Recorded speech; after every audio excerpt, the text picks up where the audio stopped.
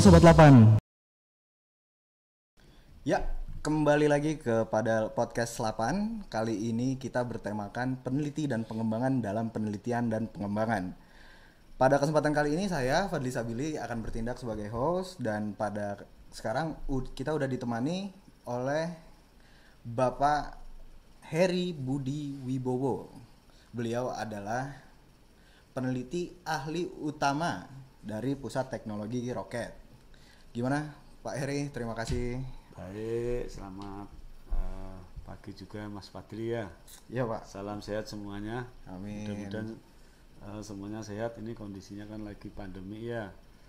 Mudah-mudahan semuanya dalam keadaan baik, sehat Pak. semua. Amin. Oke. Mungkin kita jalan dulu ya Pak dari awal, introduksi Lapan dulu. Mungkin banyak sobat Lapan yang belum paham sebenarnya Lapan itu apa, kegiatannya gimana gitu Pak. Mungkin monggo Pak. Ya. Terima kasih Mas. Jadi awal Lapan ya, kalau kita bicara Lapan itu kan Lembaga Penerbangan dan Antariksa Nasional. Ya.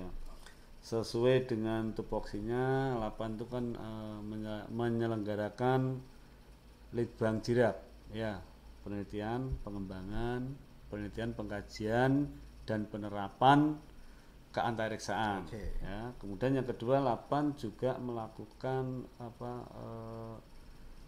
bukan Litbang Jirap tapi sebagai lembaga koordinasi untuk keantariksaan. Nah, itu ada dua fungsi itu untuk Lapan ya. Kemudian kegiatan Lapan itu tercermin di 3 kedeputian maksudnya. Oke. Jadi satu di kedeputian teknologi, itu mengembangkan teknologi dari mulai roket, satelit sampai penerbangan ya. Kemudian untuk teknologi desain itu ada Pusat Sains Teknologi Antariksa dan Pusat Sains Antariksa ya. Dan satu lagi teknologi Indraja itu melakukan pengolahan data Indraja dan pemanfaatannya. Itu kira-kira di 8 itu tersebar di seluruh Indonesia, ada 8 ya. Itu yang kita lakukan saat ini. Kalau Bapak berarti di teknologi roket ya Pak? Teknologi roket ya. Saya peneliti utama di Pusat Teknologi Roket. Ya. Kalau di teknologi roket kegiatan penelitiannya apa ya Pak? Kayak gimana gitu? Iya. Jadi di roket, di Pusat Teknologi Roket Ya. itu kan ada di Rumpin Bogor ya, tempatnya agak jauh ya. Itu melakukan litbang RAP, penelitian pengembangan penerapan untuk roket ya. Utamanya kita kan roket pengorbit satelit ya. Kemudian ada lagi roket sonda dan mungkin sebagian roket pertahanan kan itu. Nah, di pengembangan roket sana ada unit penelitian tentang bahan bakar roket gitu ya. Kemudian ada pengembangan motor roket yang dilengkapi fasilitas uji statik namanya ya. Kemudian satu lagi kita punya fasilitas uji terbang roket di Garut ya. Itu yang dimiliki oleh Pusat Teknologi Roket ya. Kemudian Pusat Teknologi Roket juga mengembangkan targetnya sekarang ini roket 2 tingkat untuk menuju roket pengorbit satelit yang rencananya tahun 2040 ya. Oke. Ya, itu 8 kan mentargetkan bisa mengorbitkan satelit dengan roket sendiri. Nah, itu kira-kira ya secara umum yang dilakukan di sana. 2040 dan kita masih punya banyak waktu untuk mengantisipasi hal itu dari tahun 2021 ya Pak? Iya. Tapi untuk Bapak sendiri gitu, kegiatan penelitian tuh apa sih Pak? Kalau saya ngelihatnya tuh kayak anak-anak gitu yang banyak nanya soal berbagai hal, dia nggak tahu, pengen tahu, nah dia mencari tahu. Mungkin kalau di kepala saya proses gampang dari apa itu penelitian kayak gitu, dari nggak tahu mencari tahu terus hasilnya gimana, mungkin sebenarnya kayak gitu. Cuma kebanyakan orang kehilangan rasa keingintahuannya selama dia proses dewasa. Soalnya kan anak-anak kenapa langit biru, kenapa laut biru, kenapa nggak hijau gitu kan, mereka banyak nanya. Tapi buat Bapak sendiri penelitian tuh kegiatan apa sih Pak? Iya. Penelitian itu kan mirip seperti yang tadi dipikirkan Mas Fadli ya, bahwa penelitian itu memang kita itu bagaimana menyelesaikan suatu masalah. Oke. Ya, bagaimana melihat suatu masalah. Ya, itu seperti itu. Itu peneliti itu kalau nggak ada masalah, berarti nggak ada peneliti. Oke. Ya, kalau nggak ada masalah nggak ada peneliti. Satu ya. Kemudian yang kedua, peneliti itu memang harusnya kayak anak kecil. Ya, dia akan haus untuk melihat apa masalah yang ada. Waduh. Semakin ditemukan masalah baru yang semakin besar tuh di depan mata. Gitu. Jadi setiap saat kita itu ada ingin tahu. Makanya kalau peneliti itu dibilang begini, peneliti itu sebenarnya egaliter, tidak dibatasi ruang dan waktu. Wah. Ya, dimanapun dia ada, dia masih memikirkan terus itu masalahnya apa gitu ya. Kalau saya nih peneliti roket misalkan, setiap saat berpikirnya terus roket saya itu kenapa ya kok tidak bisa terbang jauh seperti yang di Amerika misalkan. Ya. Itu akan jadi bahan terus kita itu seperti itu. Dan mungkin mindset itu tuh Pak yang perlu gitu dikembangkan supaya ya kita bisa memiliki kemampuan problem solving sebenarnya dalam melakukan hal penelitian. Kan yang saya bayangin lagi tuh penelitian itu sebenarnya kita melakukan ada novelty di situ, ada kebaruan di situ dari hal-hal yang tadinya belum diketahui, dari hal-hal yang tadinya belum dirasa ada gitu. Jadi kita semacam inventor gitu, kita semacam penjelajah kalau bisa dibilang dari posibilitas yang ada dan menggunakan pengetahuan secara konvensional sebaik apa kita bisa mencapai problem solving itu tentunya gitu kan. Nah, awal mula memutuskan untuk jadi peneliti gitu Pak. Wah, dari sekian banyak jenjang karir yang ada gitu, kenapa peneliti gitu Pak? Ya, ini pribadi ya. Iya, Kalau pribadi begini, awalnya itu saya, jadi ini pengalaman waktu kita SD. Wah, Ternyata jauh sekali dari ya. sana, ya, dari sana sudah bukan. Jadi waktu SD itu kan saya membaca, kalau dulu ada majalah Bobo namanya ya. Ya. Yang Majalah kelinci-kelinci Bobo, itu ya. ya. Ada kelinci lah, di sana itu ada rubrik namanya rubrik tokoh. Nah, waktu itu kita melihat ada salah satunya itu tokohnya ada Albert Nobel. Ya. Albert Nobel yang menemukan namanya waktu itu bahan peledak atau bom ya. Nah, saya tuh melihat waktu itu, wah kok menarik gitu loh ya. Padahal di Indonesia kan juga nggak ada bom waktu itu ya. Ya. Nah, itu menarik. Ternyata setelah itu kita itu melihat, wah ternyata jadi apa? Meneliti kenapa bom itu bisa jadi. Itu saya waktu itu pengen jadi ahli bom. Kan itu gitu. Ya. Walaupun itu SD ya, tapi SMP kita itu kan kelewat udah lupa nih karena kita masa remaja, Puber gitu ya Pak. puber, kita pacaran kan seperti itu ya. Sibuk sama dunia. Ya, sibuk sama dunia yang indah lain gitu. Nah, kemudian kita waktu SMA, kuliah gitu ya, baru kita kembali. Ternyata apa yang terpendam kita waktu kecil itu terbawa kan gitu ya. Kemudian kita keluar, kebetulan saya kuliah di kimia ya. Nah, waktu kita kuliah itu kita melihat ternyata menarik kan gitu ya. Andikan waktu itu saya tuh bermimpi satu, andikan kita tuh bisa memiliki roket yang diisi bom kan gitu ya. Itu maka negara kita tuh akan maju kan seperti itu. Oh, ya. Nah, itu belum kenal 8 ya waktu itu ya. Nah, itu terbawa, jadi kita tuh mulai seneng, tertarik. Nah, karena ketertarikan itu ke bawah terus, baru kemudian nah kebetulan waktu itu kan di 8 ada apa namanya beasiswa. Ya. Nah, karena ada beasiswa ya sudah kita masuk ya. Waktu itu kan bareng-bareng ya, Batan, 8, LIPI seperti itu ya, rame. Nah, kita nyantol di 8 diterima beasiswa. Beasiswa itu udah dapat namanya, kita uang saku dulu itu 100.000. 100.000 itu. 100.000 dulu tuh kayak berapa sekarang tuh Pak? Berapa ya? Itu tahun 86 ya. 100.000 itu berapa kira-kira? Tapi mungkin kalau dulu 100.000 nggak sekali belanja di Indomaret kali gitu ya Pak? Ya. Jadi seperti itu ya. Setelah dapat, sempat kita itu nggak langsung ke 8, tapi kerja dulu di tempat lain kan gitu ya. Nah, setelah itu mungkin tempat lain itu bosan, baru balik 8 gitu loh. Itu belum jadi peneliti ya, belum. Nah, setelah kita masuk 8, ternyata di 8 itu baru kita ada penjenjangan peneliti. Nah, awalnya seperti itu, kita masuk ke peneliti.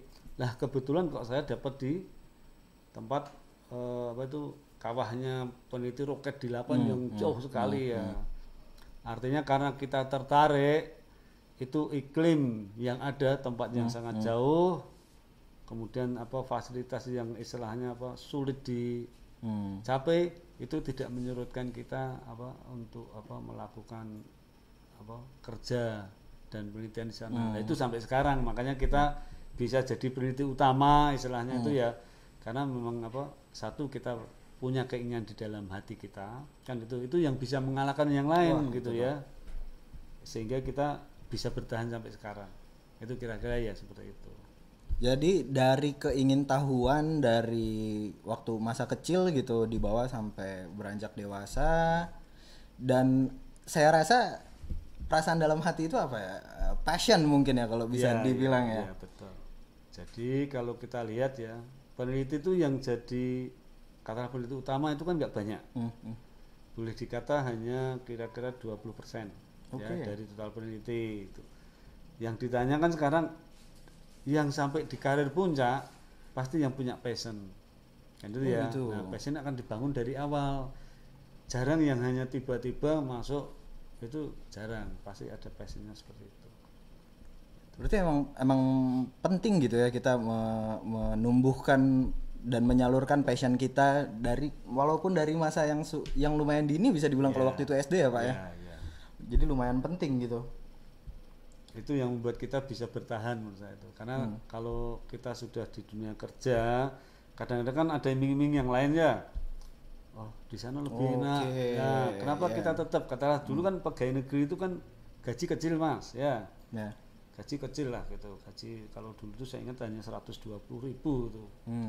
Nah, dibandingkan dengan apa istilahnya supir angkot aja kita kalah gitu loh. Tapi karena punya passion, punya keinginan besar sehingga kita bertahan seperti itu.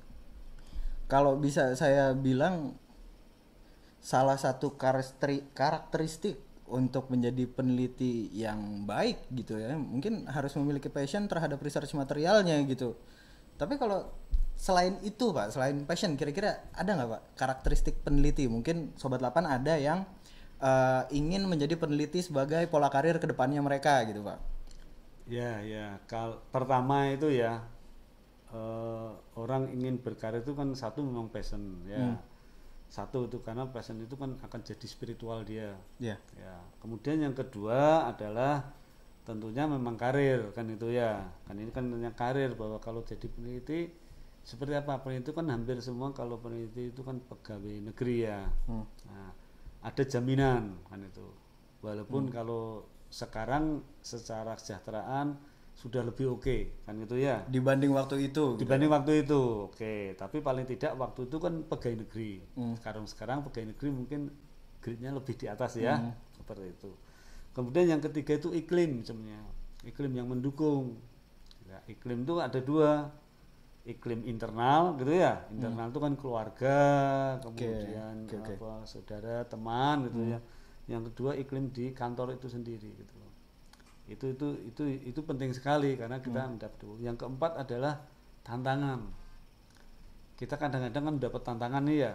Oh, saya jadi peneliti nih, tertantang nih, saya harus jadi yang terbaik. Nah, itu yang membuat kita tuh apa ingin, karena kalau nggak ada tantangan kadang-kadang ngapain saya mau nurusin ini. Segini aja cukup. Jadi ada kasus katakanlah ini ya, di kita ada katakanlah kalau ada umur 45 sudah jadi profesor. Ya. Target gitu ya Pak? Ya, target. Oke, tercapai. Ini kan banyak nih profesor muda. Setelah itu apa? Gaji udah selesai ya. Pekerjaan selesai, dia maintenance, dia perlu tantangan lain. Nah, dia butuh pengakuan. Ya. Nah, pengakuan itu yang dibutuhkan saat ini. Kan tadi peneliti itu egaliter ya. Tidak dibatas ruang dan waktu. Yang ketiga jangan lupa sifatnya global. Tidak bisa kita tuh peneliti tingkat Indonesia, apalagi tingkat 8 enggak. Ya kita kan harus tingkat dunia semuanya. Nah itu sekarang yang menjadi tren. Tantangan kita adalah tingkat dunia, bukan hanya kalau 8 kan nggak ada saingannya ya. Peneliti saya nih, peneliti roket nggak ada pesaing. Nggak ada lagi gitu kan. Kalau saya turunkan lagi, peneliti saya itu kan material roket namanya ya. cari ya ada di Indonesia.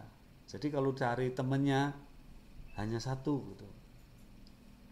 Nah kalau satu kan nggak ada tantangan. Iya. Baru saya perluas. Begitu masuk ke dunia internasional, baru punya teman yang lain, punya kompetitor istilahnya. Nah, itu yang menarik.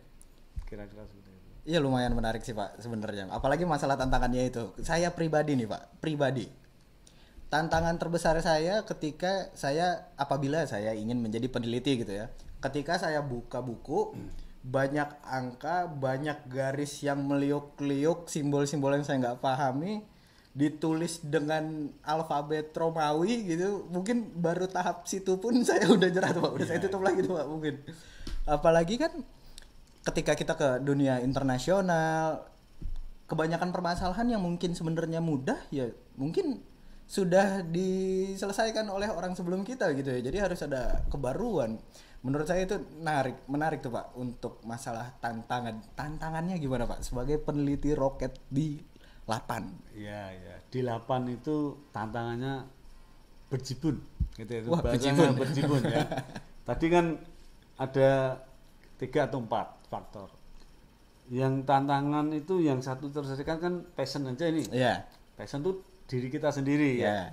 Yang lain itu tergantung eksternal faktornya. Nah, ini yang tantangan semua ini. Ya, bayangkan pertama anggaran. Ya. Wah, pertama dan nomor 1 ya. ya. Nomor 1, mau penelitian anggaran kita terbatas. Itu kita harus putar otak itu ya. Gimana anggaran terbatas? Bukan cuma efektif tapi efisien juga gitu ya. Efisien ya, anggaran apalagi katalah kita mungkin saat ini bukan prioritas misalkan seperti itu. Ya. Itu kita harus memutar otak supaya kita itu mengefisienkan apa yang ada. Ya, itu satu ya. Kemudian kedua adalah fasilitas otomatis sebenarnya dipengaruhi oleh anggaran ya. Fasilitas yang ada membuat kita katakanlah kalau seorang peneliti mau bersifat internasional itu ya, maka dia kan membutuhkan fasilitas yang standar. Nah kita harus pinter-pinter nih ya. Tapi kalau ada passion tadi, api seorang peneliti itu passion, itu dia akan menumbuhkan kreativitas. Saya punya alat, jadi saya kerjasama dengan universitas, dengan lab lain, kan seperti itu ya. Kalau kita hanya seperti apa adanya nggak bisa. Yang ketiga tantangan tadi ya, tantangan. Ini yang menarik. Kalau kita di lapangan saya tuh butuh tantangan. Karena kayak orang sekolah tuh kalau nggak punya tantangan ya sudah tidur. Saya tuh paling hebat. Sekarang ini tantangannya adalah roket 8 belum bisa terbang mencapai orbit satelit, kan itu ya. Itu tantangan terbesar pertama. Karena kita ingin sejajar dengan negara lain kan. Nah itu yang membuat tantangan kita itu seperti itu. Yang kedua bagi peneliti, kalau peneliti itu kan sebenarnya target keluarannya itu kan adalah dia bisa menulis di jurnal internasional. Kalau sekarang namanya Q1. Nah itu tantangannya. Kalau kita nggak punya, nanti kita akan dibilang wah peneliti kok kelasnya cuma NU, nunut urip katanya itu ya. Nah itu yang kita mau hilangkan. Kita itu harus berdiri depan ya sudah. Kalau katakanlah nanti kita itu peneliti ya sudah, berarti saya itu harus punya jajaran terbitan jurnal internasional saya ada di situ gitu. Itu yang membuat kita kuat. Kalau dulu orang di analisis itu kan ada di kuadran berapa kita harus selalu kan di kuadran 1 ya. Tantangannya besar tapi sumber daya internal kita juga harus kuat. Itu yang penting, itu supaya bisa mengatasi halangan-halangan yang ada, hambatan yang ada. Terkait tantangan juga di benak saya tantangan itu ibarat kayak ujian gitu ya Pak. Bisa lulus dan bisa nggak lulus gitu, bisa berhasil dan tidak berhasil gitu. Mungkin bagi saya untuk menjadi peneliti, ketidakberhasilan saya adalah ketika saya ngelihat buku yang dengan huruf yang meliuk-liuk itu dan nggak paham ini apa, saya tutup lagi, udahlah itu jadi kegagalan saya. Tapi kalau buat Pak Heri, pernah nggak Pak ada kegagalan yang spektakuler gitu mungkin bisa dibilang ya Pak? Ya, kita tuh mengalami sama aja Mas. Kita sering mengalami, apalagi saya penelitian di roket ya. Ada roket gagal meledak. Ya, kemudian bahan baku nggak berhasil, itu tantangan besar ya. Itu tantangan. Cuma kita tuh bagaimana menghadapi tantangan gitu ya. Jadi kita waktu pernah mengalami mengembangkan roket ya, kemudian bahan bakarnya itu nggak sesuai, meledak semua. Pas ditonton orang banyak lagi kan gitu ya. Itu pelajaran kita ternyata bahwa kita itu sering terjadi mencoba, yakin, tapi kita nggak coba dulu semuanya tuh. Istilahnya harusnya kalau ditonton orang tuh edisi premiumnya kan gitu ya. Nah kita enggak, kita masih prototip yang belum dicoba, berani dicoba, ternyata fail kan gitu ya. Fail lah, itu pengalaman kita. Jadi tapi itu kan tidak mematahkan kita untuk penelitian, tapi itu untuk menumbuhkan semangat saya harus bisa selesaikan kan itu ya. Yang kedua tadi kan apa Mas Wadi bilang lihat rumus ya, rumus banyak cacing-cacingnya itu kan itu bikin kita pusing ya. Tapi tadi ya awalnya seperti kita kalau punya pacar gitu ya, semakin melihat dia itu semakin keingin tahunya kan semakin besar, walaupun itu kita semakin istilahnya banyak hambatannya. Ternyata pacar kita itu mungkin berbeda dalam sisi tidak sesuai yang kita bayangkan gitu. Tapi kan itu kan selalu muncul. Nah itu sama gitu loh. Jadi saya mengalami ya dulu waktu muda sama itu kan apa, kalau nggak ketemu kita tuh nggak tidur gitu ya, sampai ketemu itu karena itu kepuasan tersendiri. Itu kan yang sebenarnya passion tadi. Kalau ada sesuatu kita akan cari terus, kenapa kok nggak ketemu. Itu yang sifat peneliti yang seharusnya ya. Dia tidak boleh mudah menyerah gitu loh. Itu yang kalau itu nggak ketemu kita harus berputar-putar. Kadang-kadang kita perlu istirahat juga sebentar, tapi harus kembali ke apa, mencari apa alternatif untuk menyelesaikan masalah. Jadi dulu sering kita juga nggak tidur sama gitu ya, melihat cacing-cacing itu dulu cacing itu nggak menarik tapi indah juga ternyata kalau dilihat ya kan tadi sama itu ya. Kalau dibilang pusing ya pusing, tapi karena ada passionnya itu jadi lama-lama ketika kita perhatikan indah dan menyenangkan. Betul, gitu ya Pak. Jadi bukan gimana atau berapa kali kita mengalami kegagalan sebagai peneliti, tapi gimana kita menyikapi kegagalan itu. Bukan masalah jatuhnya tapi lebih gimana bangkitnya gitu ya Pak. Betul. Ada satu, saya tuh ingat satu pepatah yang bagi saya itu menarik ya, ini bisa saya tularkan. Itu begini, pepatahnya tuh hanya begini, kita itu jatuh untuk bangun lagi gitu ya. Itu untuk peneliti cocok gitu, bahwa tidak mungkin peneliti itu berhasil terus, nggak mungkin gitu ya, sehingga dia harus di saat dia jatuh harus jatuh bangun seperti anak kecil tadi kan Mas Wadi bilang. Anak kecil itu jatuh sakit nangis sebentar tapi dia berdiri lagi karena dia hanya pengen dapat permen kan itu ya sebenarnya ya. Dia lupa kakinya tuh udah berdarah-darah. Nah itu sifat itu cocok untuk kita, karena peneliti kan mencari jalan keluar terus. Nggak boleh dia itu jatuh ya sudahlah biarlah orang lain, nggak boleh begitu kita harus jatuh bangun berapa kali pun yang diperlukan sampai target kita tercapai. Betul, gitu ya Pak. Sampai dengan kita pensiun mungkin ya seperti itu kira-kira. Ya mungkin itu hal yang perlu ditularkan juga ke teman-teman Sobat 8 untuk yang punya passion, untuk udah kebayang-bayang mungkin habis baca majalah Bobo juga gitu jadi pengen peneliti roket, dan mungkin pertamanya harus punya passion dan kedua harus siap untuk gagal gitu ya Pak. Iya, jadi kita tuh tidak boleh mudah menyerah, itu intinya seperti itu. Jadi apalagi sekarang ya kalau peneliti itu dari sisi karir itu karir yang menarik ya. Peneliti itu karir yang menarik karena penghasilannya ya relatif cukup lah untuk pegawai negeri ya, itu seperti itu. Kemudian yang kedua, pengakuan peneliti itu sudah lebih baik daripada zaman dulu kan seperti itu ya. Itu jadi itu bisa jadi apa istilahnya karir yang menarik. Lah teman-teman itu kan mungkin kita lihat di kalau di 8 ya, kita bilang di 8 kan baru ada 7 profesor. Oke ya, 8 tuh punya 7 profesor Mas.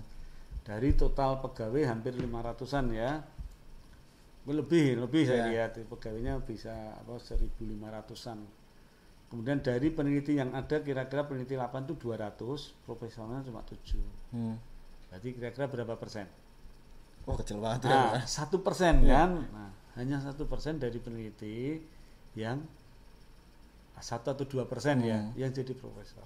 Harusnya kalau 5% saja itu sudah cukup bagus. Kalau 5% berarti kan paling nggak ada 20 ya profesor. Ya. Nah, kita berharap dengan tambahnya profesor atau doktornya juga bertambah, maka secara kelembagaan akan kelihatan tuh lapan itu. Kalau kita lihat berarti mungkin saya itu khawatir juga teman-teman yang muda itu passionnya kurang juga gitu loh. Oh gitu. Ya, jangan-jangan dari peneliti itu pertanyaan pertama itu motivasinya apa sih kan gitu mestinya ditanya ya. Jangan-jangan motivasinya nyari pekerjaan Pak kan itu lah beda itu ya. Sekedar menghidupi gitu ya. Nah, sekedar untuk mencari nafkah lah itu sayang nanti tidak akan berhasil gitu. Gitu ya. Iya. Soalnya ya lumayan nih. Lumayan seru juga karena mungkin orang zaman sekarang gitu apalagi milenial ketika dia melihat satu karir mungkin dia bakal ngelihat dulu apa yang bakal bisa dia terima dulu sebelum apa yang bisa dia beri gitu ya Pak. Tapi menurut saya menarik bahwa menjadi seorang peneliti memiliki tantangan dan keberhasilan kita dalam mengatasi tantangan itu adalah reward buat kita gitu. Jadi perasaan kemenangan kalau bisa dibilang gitu ya Pak, bahwa kita berhasil menyelesaikan satu permasalahan yang kompleks. Mungkin itu trail yang luar biasa dan ya susah bisa dibilang dicari di pola karir yang lain gitu ya Pak ya. Ya. Karena sifat yang dibutuhkan tadi ya, peneliti itu kan tidak hanya seperti seorang mengukur peneliti ya, yang kita lihat itu kan tidak bisa hasil kan yang dilihat itu hasil akhir. Ya. Peneliti itu publikasinya seperti apa kan hasil akhir. Tapi prosesnya kan orang nggak melihat. Ya, betul sih. Nah, beda dengan katakanlah seorang drafter, pelukis. Prosesnya itu akan dilihat ya. Ada tahapan yang akan dicapai sekian lah. Kalau peneliti kan enggak. Waktu kita pulang kan gitu ya. Pulang di kantor. Kita nggak bisa kok mikirnya selesai enggak. Ya. Kita pulang tuh duta kita masih mikir kok tadi tuh ada sesuatu kan gitu ya. Ngeganjel gitu. Ganjel. Lah itu kita di rumah pasti buka buku ya atau buka internet kan seperti itu. Jadi kalau ada orang yang tanya, "Pak, Bapak di kantor cuma sebentar." Gitu ya. Terus di rumah gitu. Orang nggak akan melihat, bagi seorang peneliti akan melihat, "Oh, dia itu kok paper jurnal internasionalnya ada banyak." Pasti dia di rumah, di kantor dia akan berpikir keras gitu ya. Kan itu loh. Kalau kita ingat tadi nggak ada sesuatu itu dikerjakan hanya sebentar beres. Ya. Cuma orang-orang kan nggak melihat proses yang sulitnya itu Pak. Saya yakin yang membedakan kita dengan beberapa orang yang katakanlah nggak berhasil itu hanya satu. Kita tuh memakan waktu ya yang sangat banyak ya di ruang yang berbeda. Oke ya. Sementara beberapa orang tidak memanfaatkan waktu di ruang berbeda. Ya. Wah, itu quote yang luar biasa tuh Mas. Ya, seperti itu. Artinya apa? Di kantor. Setelah selesai dia pulang lupakan kan gitu ya. Nah, kita kan nggak bisa gitu loh. Ada banyak hal kalau kita pulang lupakan tuh besok itu jadi 0 lagi gitu ya. Beda kan? Startnya 0 sampai 15. Karena kita bilang seperti itu ya. Oke, kita bawa pulang, datang lagi itu 0 lagi gitu ya. Contoh paling gampang nih, saya mau membuat publikasi jurnal internasional. Oke ya. Saya bekerja, tiba-tiba saya itu pulang ya, liburan. Ya, pertanyaannya adalah kalau saya balik, saya tuh nggak bisa tinggal melanjutkan. Saya harus mulai dari 0 lagi gitu loh. Oke. Ya. Akan berbeda dengan yang lain bisa dicoret nih. Saya sampai di sini, ya. Oh, pekerjaan sampai sini saya lanjutkan kan gitu. Lah kita nggak bisa. Melakukan apa dulu, nanti ketika mau kerja lagi sampai di situ lagi. Kita nggak bisa. Peneliti nggak bisa. Makanya peneliti walaupun liburan, dia balik lagi. Mana peneliti? Kenapa kalau dibilang lihat Einstein gitu ya? Karena peneliti itu agak budak gitu ya. Panas terus karena dia apa? Kepalanya panas, dibawa pulang tuh masih panas gitu ya. Enggak ya seperti itu ya. Oke, sebenarnya itu tadinya saya mau nanya tapi takut nggak sopan gitu ya Pak. Ya enggak, itu cuma tidak semuanya ya, tapi secara umum anekdotnya seperti itu. Bayangkan kayak kereta panas itu kayak diesel ya. Diesel itu kan mesin nggak boleh dimatikan waktu berhenti. Nah, peneliti seperti itu. 24 jam hidup terus dia, itu seperti itu. Karena mindsetnya itu yang nggak bisa meninggalkan pekerjaan gitu Betul. aja gitu, Ya, dan mulai betul. kapan-kapan lagi gitu, Iya, susah iya. juga.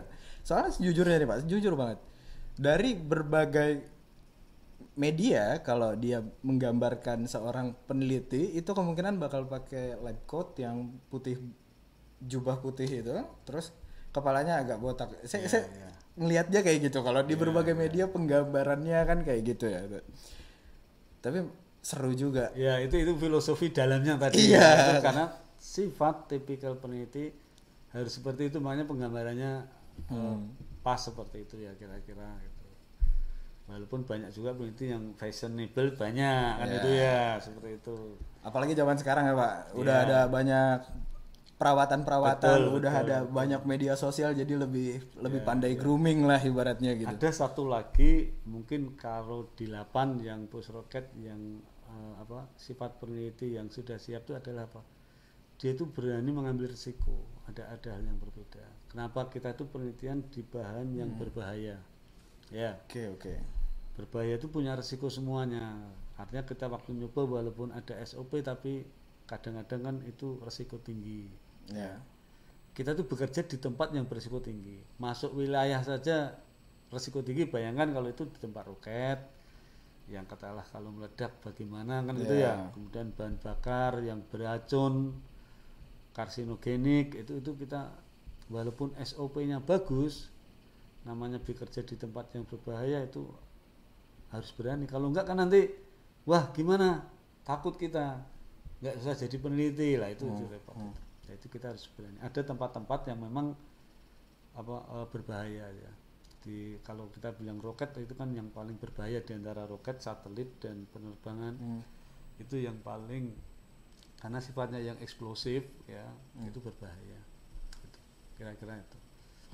Tapi bahayanya itu tidak menggugurkan keinginan untuk meneliti material tersebut gitu ya Pak. Ya.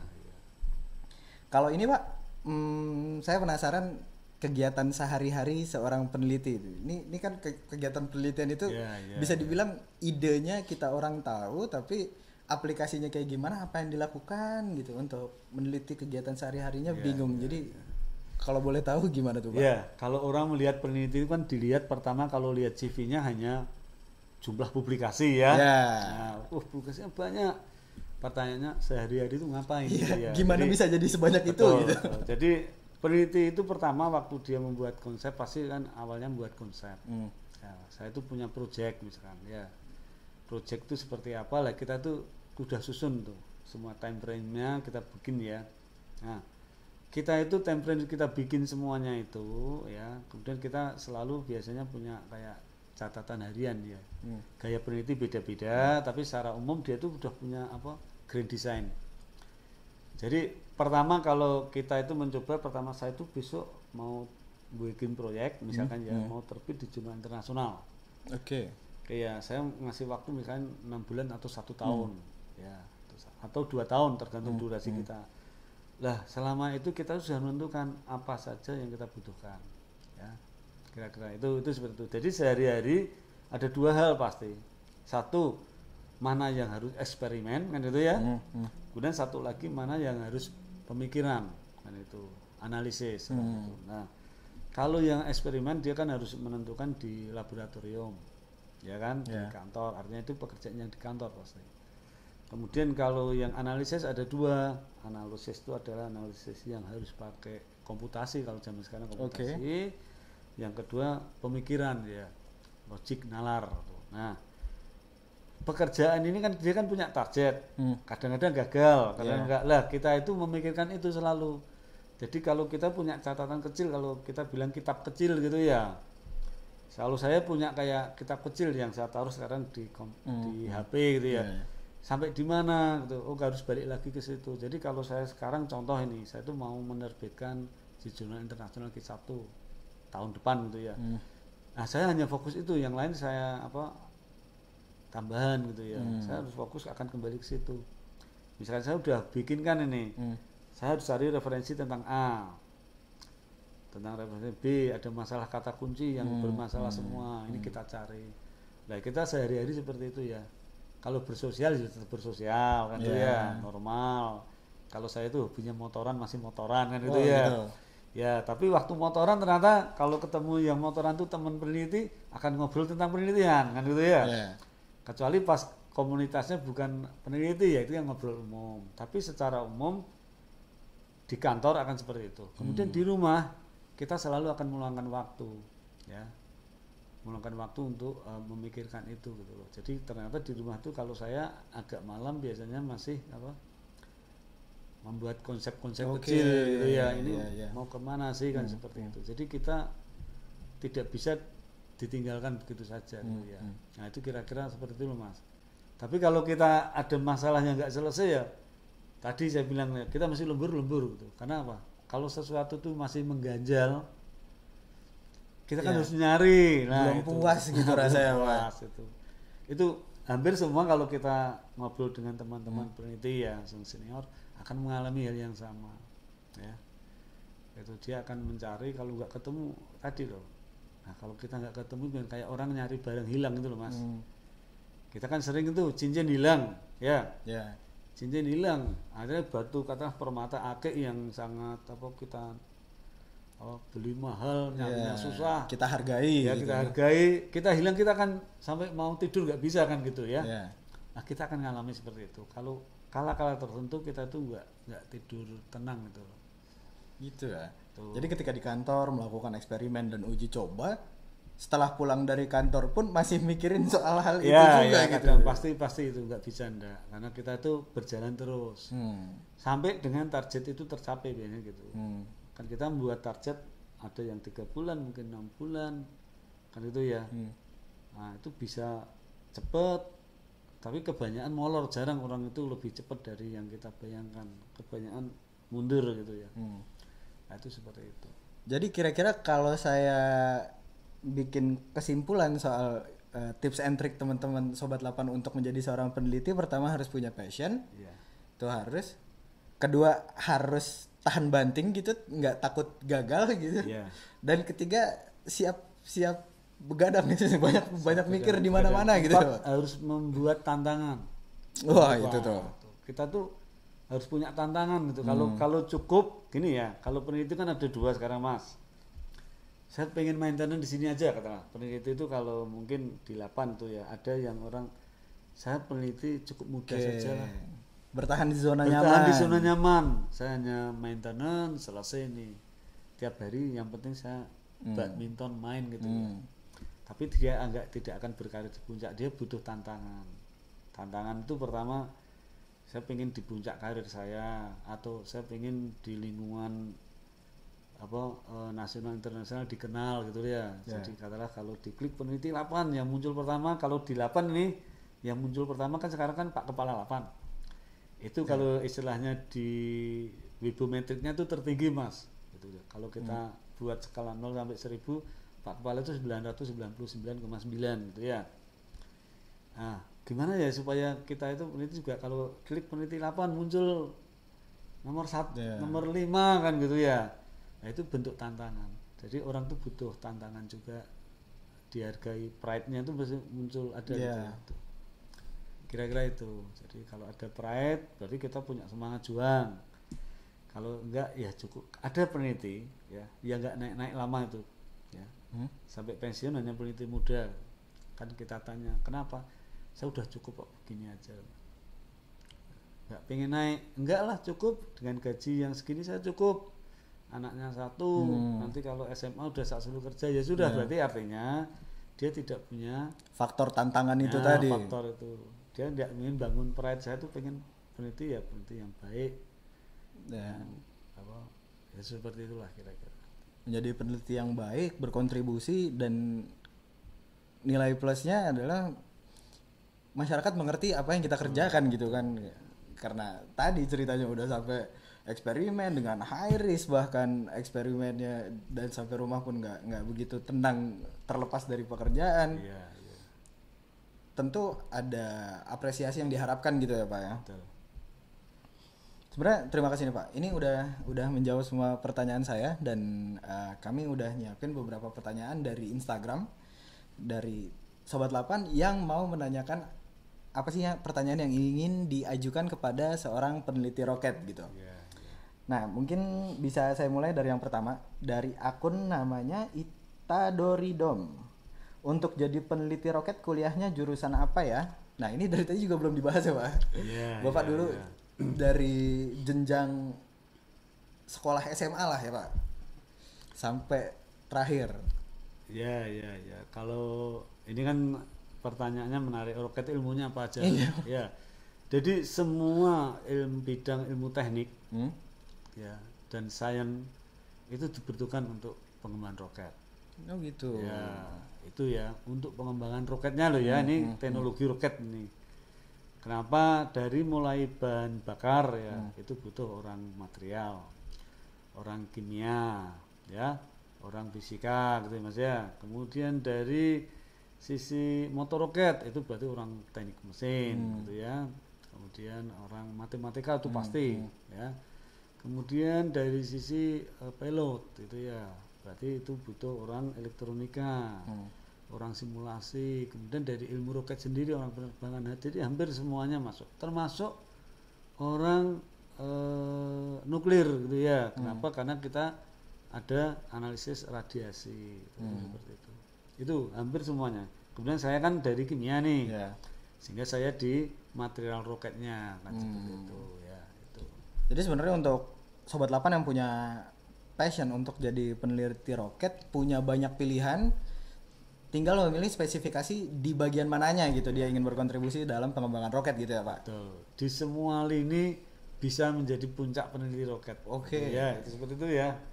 Jadi tidak hanya katakanlah orang bilang ini roket itu kan berarti teknik mesin penerbangan. Enggak. Di semua lini itu bisa menjadi puncak seorang profesor lah gitu ya, profesor roket. Karena nyatanya nggak ada jurusan rocket science doang gitu, misalkan waktu S1 gitu ya. Betul, betul. Lalu lumayan menarik nih. Selanjutnya ada pertanyaan dari Arya Mugraha Isma. Waktu SMA gimana nilai fisikanya? Gimana nih, Pak? Ya, saya lupa nilainya berapa ya. Tapi secara umum rata-rata nilainya kan di atas 8 gitu ya. Kalau zaman dulu tuh nilai 8 susah gitu ya.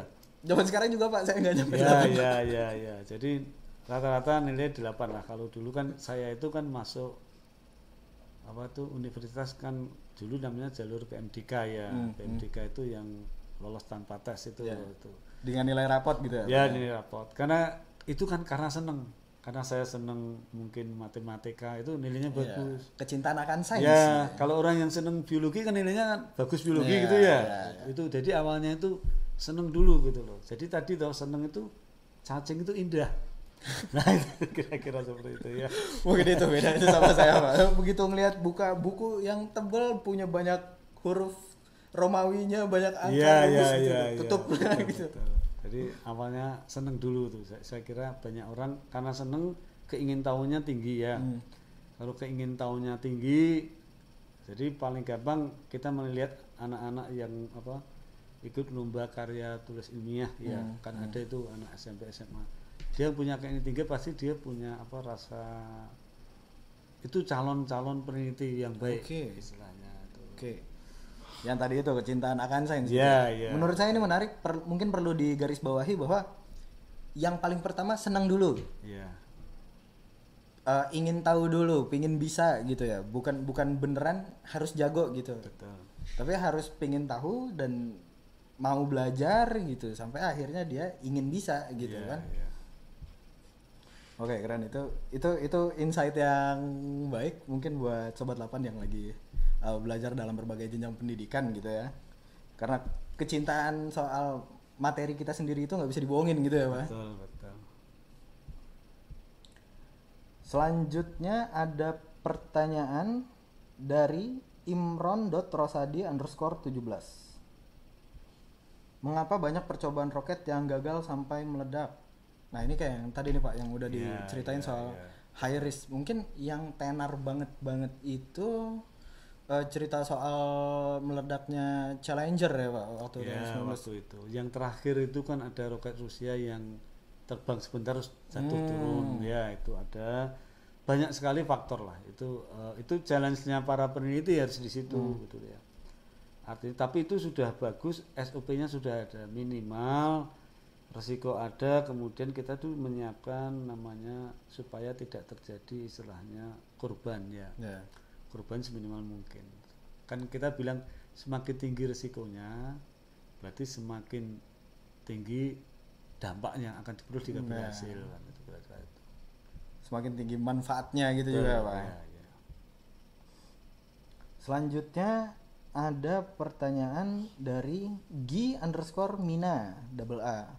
Pengen ikut terbang sama roketnya ndak? Hehe. Wah, itu mungkin menarik Pak. saya sejujurnya waktu kecil kalau ngelihat ada pesawat terbang gitu lewat, saya pengen naik tuh.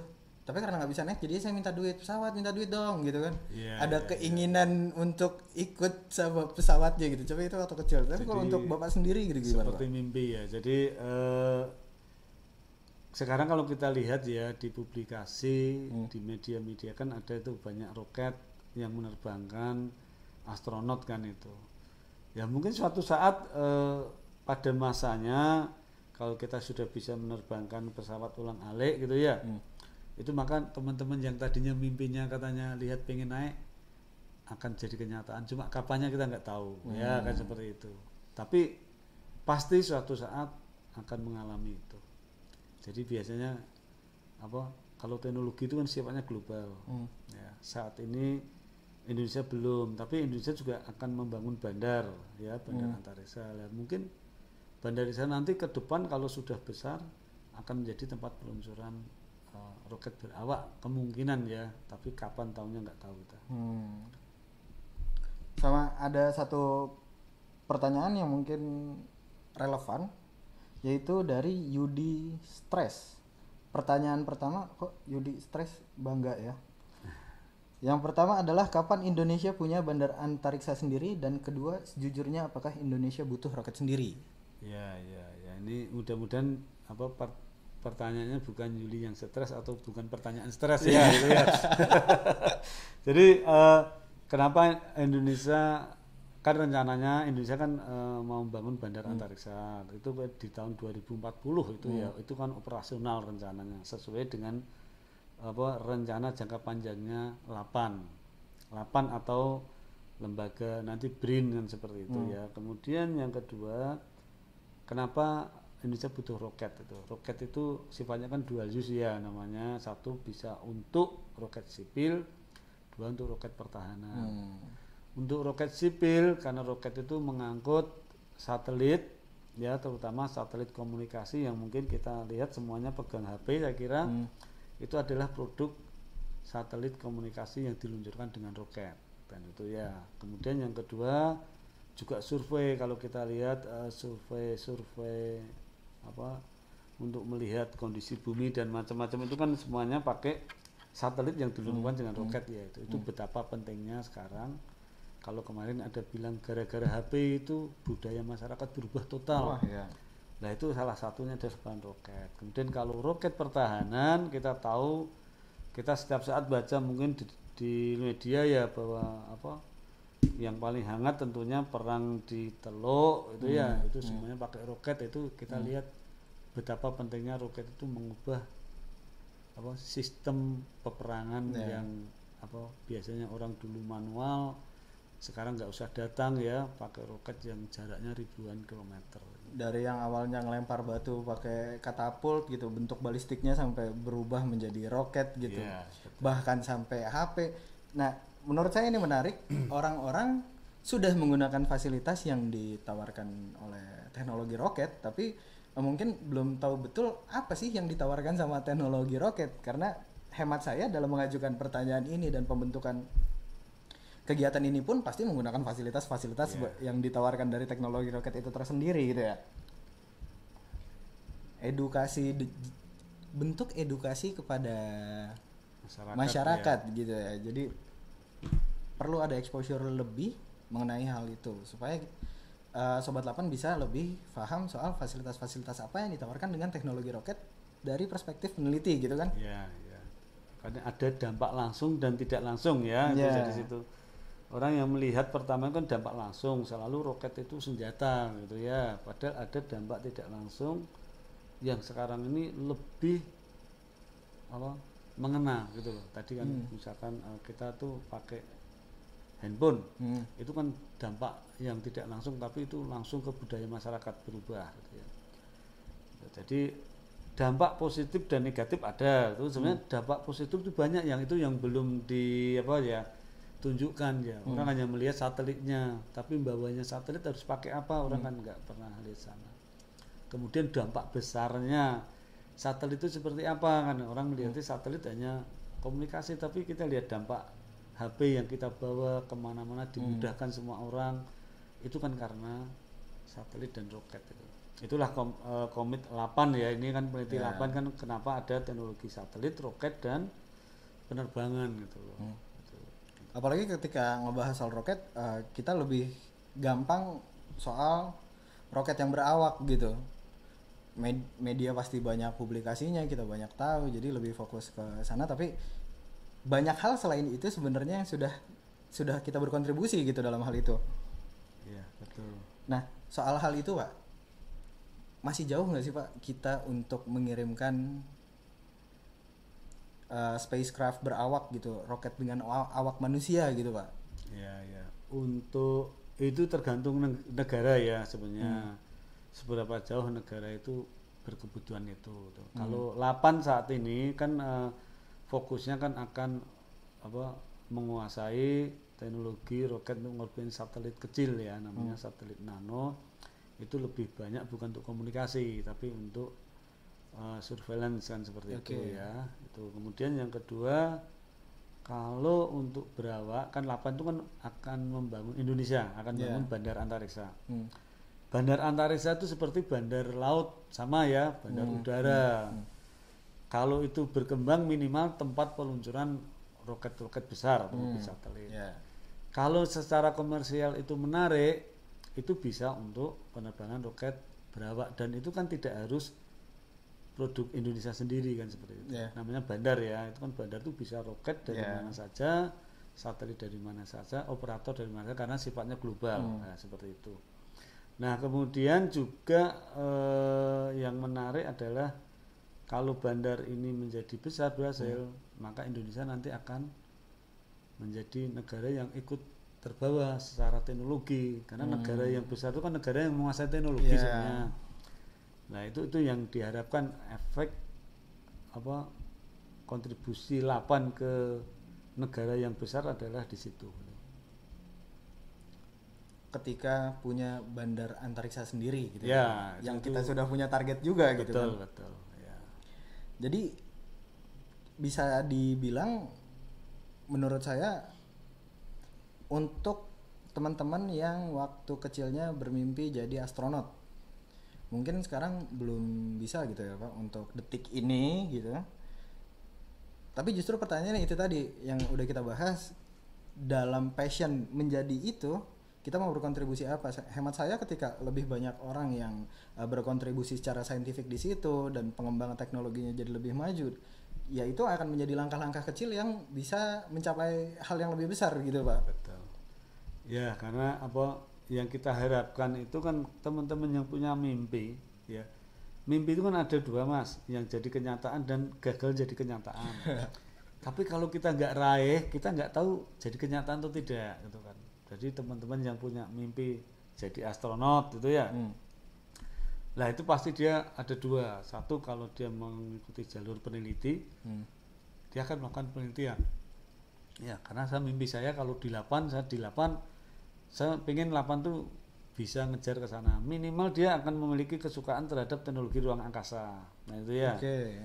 Kalau sudah pengen kan berarti ilmu dimanapun nanti dia nyangkutnya bisa. Gitu. Atau yang kedua, dia kalau jadi pengusaha, dia kan pengen mengusahakan Indonesia itu kan memiliki itu, seperti kalau kita lihat Elon Musk ya, yang dia karena kaya raya membangun sendiri kan seperti itu lah. Kalau Indonesia itu banyak pengusaha besar ya, yang memang apa rasa keinginannya besar terhadap antariksaan, pasti akan berkembang gitu loh. Kalau sekarang kan yang banyak kan keinginannya kan untuk mendulang lobster, ya Indonesia kan akan maju di lobsternya gitu ya. Nah, itu pentingnya edukasi ke masyarakat itu membangun kecintaan terhadap teknologi ruang angkasa gitu loh. Dan kontribusinya bahkan pada level individu gitu ya, Pak. Iya, betul. Oh, luar biasa. Nah, ada satu shout out untuk Ardian YH. Andai ada kompetisi roket asli tingkat mahasiswa, saya termotivasi buat roket satelit. Bisa nggak sih Pak? Ada nggak sih kita, mungkin nggak kita bikin roket? Ya, ya. Jadi kalau kita lihat sekarang kan ada namanya Komurindo ya. Yes. Nah, Komurindo itu kan sebenarnya roket asli itu kan. Roketnya asli, bahan bakarnya asli. Ya, cuma teman-teman mahasiswa itu baru suruh belajar di muatannya. Kan itu seperti itu. Kenapa? Karena kalau roket itu berbahaya. Itu kan karena roket itu bahan eksplosif ya. Jadi roketnya ada di depan. Jadi ternyata di Jepang pun sama. Nah, di Jepang itu roketnya roket agak besar. Malahan mereka tuh roket seperti S310 ya. Itu banyak muatannya, itu muatan dari universitas. Ya mungkin nanti Lapan ya akan mengembangkan ke sana juga. Jadi kita akan mencoba setelah roket ini kecil, kan roket-roket Komurindo itu kan hanya 1 kilo tingginya ya. Itu untuk mereka tuh belajar seneng ada roket kan itu ya. Nanti jika diperlukan, kita ingin sebenarnya diperbesar. Dulu ada konsep diperbesar lah roketnya, jaraknya agak tinggi dikit gitu ya. Sehingga muatan mahasiswa itu di bawah roket beneran sampai ketinggian katakanlah 10 kilo dengan aplikasi yang lebih. Sekarang itu baru belajar mereka itu naruh muatan bisa nggak sih beroperasi di roket. Kan seperti itu, baru hidup atau tidak kan seperti itu. Dan nantinya kita akan ingin besarkan lagi gitu ya, supaya mahasiswa itu belajar ilmu roket terutama di payload dan aplikasi, karena orang melihat itu selalu adalah aplikasinya gitu ya. Itu seenggaknya berarti kita udah punya baby step gitu ya, walaupun langkah-langkah yang progresif, walaupun sedikit demi sedikit untuk mengaktualisasikan teman-teman Sobat Lapan yang waktu kecil pernah bermimpi untuk jadi astronot atau punya passion dalam pengembangan roket. Kita udah punya stepnya walaupun kecil, dan kita bisa berkontribusi di situ gitu kan, dan itu yang penting untuk menumbuhkan kecintaan kita terhadap sains gitu. Lapan itu sudah ada mengawali dulu namanya roket air ya. Kalau anak SD SMP itu kan ada roket air mas ya. Sekarang kan udah berkembang di mana-mana lomba roket air. Jadi orang tuh pengen lihat. Kemudian di tingkat mahasiswa baru roket Komurindo ya, roket muatannya. Kita berharap nantinya akan ada mungkin roket yang lebih tinggi dikit gitu ya. Supaya itu kan proses edukasi itu kan panjang, nggak pendek. Kemudian kalau kita lihat di Lapan beberapa peneliti banyak yang sudah mulai jebolan dari yang ikuti juara Komurindo gitu ya. Kan ada kalau mungkin ditanya pernah nggak, pasti ada beberapa itu. Kalau di pusat teknologi saya pernah ikut Pak, saya pernah juara gitu ya. Gitu. Juara harapan, maksudnya harapan tuh harapan jadi pegawai Lapan gitu ya. Gitu. Sengaja dalam hal itu dia juara gitu. Oke, lumayan. Selanjutnya ada pertanyaan dari Nita Jang. Kapan manusia bisa menciptakan roket light speed? Wah, kecepatan cahaya berapa tuh Pak? Hampir 300 juta meter per detik ya, gitu ya? 300, ya. Jadi, hampir segitulah Pak. Ya. Jadi itu mungkin bukan roket nanti ya. Jadi kalau sekarang ini kan roket ya. Kalau roket itu namanya pakai bahan bakar ada kecepatan batas. Kalau kita hitungannya mah gitu ya. Sekarang sudah ada mulai hipersonik ya. Kalau roket umum itu kan sekitar antara 1 sampai 4 mah gitu ya. Kalau hipersonik yang sekarang kita rame diperbincangkan di roket senjata itu kan sampai 10 sampai 25 mah. Lah nanti ada bukan roket itu sebenarnya namanya, tapi laser ya itu. Kalau cahaya namanya cahaya itu. Kalau cahaya itu sudah laser bukan roket itu. Kalau roket kan masih material padat. Ada batasan maksimum roket itu tidak mungkin melebihi katakanlah mungkin 25 mah itu nggak mungkin. Kayak semacam cahaya yang terkonsentrasi gitu Pak. Ya, mungkin kalau kita sering nonton film fiksi ya, nonton film fiksi itu kan orang dipindahkan teleportasi. Waduh. Nah, seperti itu. Yang terbaru itu kan ada nanti akan meluncurkan, itu kan diluncurkannya pakai peluntar. Nggak pakai roket. Jadi kayak semacam peluntar dari bawah yang sehingga meluntarnya nggak pakai roket, itu rencana seperti itu. Tapi itu kan masih penelitian eksperimental gitu. eksperimental jangka panjang. Ya. Saat ini yang jelas tadi ya, secara keilmuan roket itu roket, cahaya-cahaya itu dua hal yang berbeda karena itu ada batasan, nggak mungkin kecuali roketnya menjadi berubah ya materi itu sih ya. Tapi kalau roket kecepatan high speed hypersonic sudah ada. Oh sudah ada ya? Ya hypersonic ya, roket hypersonic yang sekarang. Tapi kalau kita ngeliat ke belakang nih Pak, ngomongin soal teknologi, mungkin kayak kita chatting aja deh gitu. Mungkin waktu di zaman dulu orang masih nulis surat pakai perangko, harus ditunggu seminggu gitu baru bisa diterima ke penerimanya. Ketika kita nanti mikirin atau bakal tahu bahwa nanti di masa depan tuh kita bisa chatting secara hampir real time menggunakan internet ke seluruh penjuru Indonesia, bukan Indonesia aja bahkan dunia gitu. Mungkin kedengarannya lebih kayak sihir, dan pada masa itu bukan hal yang visible atau mungkin dilakukan, tapi pada waktunya dengan perkembangan teknologi soal ya perpesanan, hal itu jadi dimungkinkan. Nah mungkin hal ini juga kayak gitu, mungkin nggak sih Pak? Sangat mungkin ya. Sangat Kalau kita bicara sangat mungkin. Walaupun untuk saat ini itu hal yang sangat mahal, tapi suatu saat itu menjadi murah, kita nggak tahu. Katakanlah kalau suatu saat air itu menjadi mahal, kita ingat air itu kan dulu tinggal ngambil, sekarang mahal ya, 1 liter 6.000 kan gitu ya. Lama-lama akan mungkin. Jadi kalau kita lihat kan sudah ada tuh stasiun luar angkasa ya, yang udah bertahun-tahun ada orang yang sudah 100 hari sampai setahun di sana.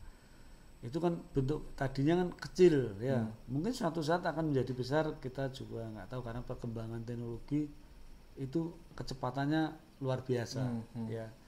Istilah itu teknologi futuristik yang orang nggak mengira bahwa akan bisa memungkinkan gitu sangat ya. Mungkin. Kalau saat ini secara eksperimental mungkin, kalau visible atau tidak nanti kan urusan ekonomis dan macam-macam ya.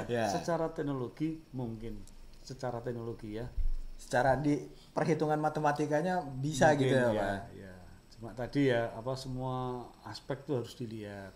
Jadi apakah aspek itu terutama bagi orang tuh dua hal, ekonomi dan sosial, aspek itu yang membuat mungkin atau tidak. Kita kan sekarang pertanyaannya kalau orang jadi astronot bayar katakanlah 10 miliar itu visible atau tidak kan itu kan seperti itu.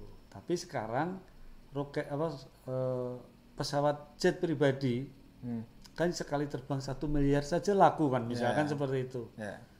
Nah kalau itu nanti dari safety sudah bagus semua mungkin laku karena bisa orang juga gitu ya pengalaman ya seperti itu.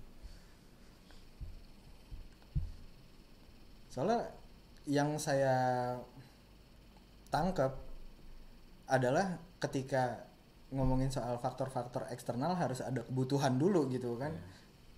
Apakah kita butuh untuk membuat roket dengan segitu cepatnya gitu kan. Ketika itu udah terjawab, mungkin dari ekonomi dan lain-lain bisa mendukung ke arah sana. Tapi hemat saya mungkin sebelum hal itu bisa terjadi kita butuh banyak orang yang punya passion dalam hal itu dulu untuk membantu peneliti hal itu dulu gitu ya Pak. Betul. Jadi ini ya kita tuh membandingkan negara kita itu kan katakanlah keantarisaan 8 gitu ya, itu kan pegawainya penelitinya saja hanya sekitar 200 ya, sama perikayasa hampir 200 dalam 400 itu Mas. Itu penelitinya ya, doktor tidak ada mungkin 50 profesor 7 gitu ya. Kita bandingkan negara yang keantarisannya sudah maju. Contoh yang jangan maju lah India gitu ya. India dokternya sudah lebih dari 100 kan itu ya. Ya contoh.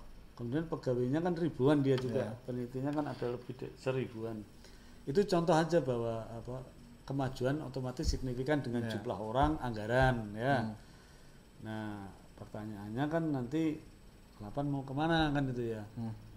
Nah, kalau 8 ini menjadi menarik tadi katanya bahwa kalau kita bisa menguasai kemudian kontribusi ke terhadap negara, kemajuan ekonomi dan sosial bagus, kalau itu jadi kebutuhan ya terusan, maka mungkin akan maju. Negara kita pernah maju di bidang persenjataan zaman dulu karena ada kebutuhan. Iya. Ya toh. Kalau besok ada kebutuhan mungkin sama. Kalau negara kita itu butuh banget, katakanlah pengen punya satelit yang sendiri, mau tidak mau Indonesia itu akan membangun. Mungkin sekarang belum prioritas kan seperti itu. Kalau dulu prioritas untuk mempertahankan kemerdekaan, mungkin kedepannya ada kebutuhan lain yang memiliki urgensi yang tinggi juga gitu ya Pak ya. Iya. Oke, terima kasih banyak Pak. Kita udah di penghujung acara. Saya mau ucapkan terima kasih kembali untuk Bapak berulang-ulang nih udah menyempatkan waktunya jadi narasumber podcast ini. Dan cukup sekian dari podcast ini. Sampai jumpa. Terima kasih.